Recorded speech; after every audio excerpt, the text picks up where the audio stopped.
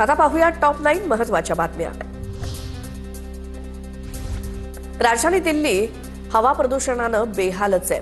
रविवारी सरासरी AQI 377 नोंदवला गेला। दिल्लीतील 14 भागामध्ये प्रदूषणाची पातळी 400 पेक्षा जास्त। लांब पल्ल्याच्या रेल्वेचा प्रवास महागणार। 215 किलोमीटरच्या पुढील तिकीट दरामध्ये वाढ। येत्या 26 डिसेंबर 2025 पासून रेल्वेची नवीन तिकीट रचना लागू होणार। अमेरिकन संसदेच्या आदेशानंतर खुल्या करण्यात आलेल्या एप्स्टीन फाईल्समध्ये डोनाल्ड ट्रम्प यांचे फोटो गायब। लैंगिक गुन्हेगारासोबत डोनाल्ड ट्रम्प असल्याचा विरोधकांचा आरोप। लैंगिक गुन्हेगार जेफ्री एप्स्टीनशी संबंधित 16 फाईल्स शनिवारी रात्री उशिरा वेबसाईटवरून हटवल्या। बनावट सरकारी कागदपत्र तयार केल्याप्रकरणी सायबर कॅफे मालकाला अटक। मुंबईच्या कफपरेड पोलिसांची कारवाई। पासपोर्ट अर्जासाठी चारित्र्य पडताळणीसाठी जन्म प्रमाणपत्रावरील QR कोड स्कॅन केल्यानंतर प्रकरण उघडकीस। भारतीय अंतराळवीरांना देखभाल दुरुस्तीपासून ते वैद्यकीय उपचारापर्यंत सर्व प्रकारच्या कौशल्याचं प्रशिक्षण मिळणार।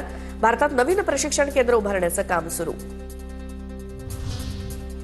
ओडिशा विधानसभेत आमदारांच्या पगारात तब्बल 200% अधिक वाढ। आमदारांचा पगार वाढीनं वाद होण्याची शक्यता। दरम्यान सर्वाधिक वेतन देणारे ओडिशा पहिलं राज्य बनलं।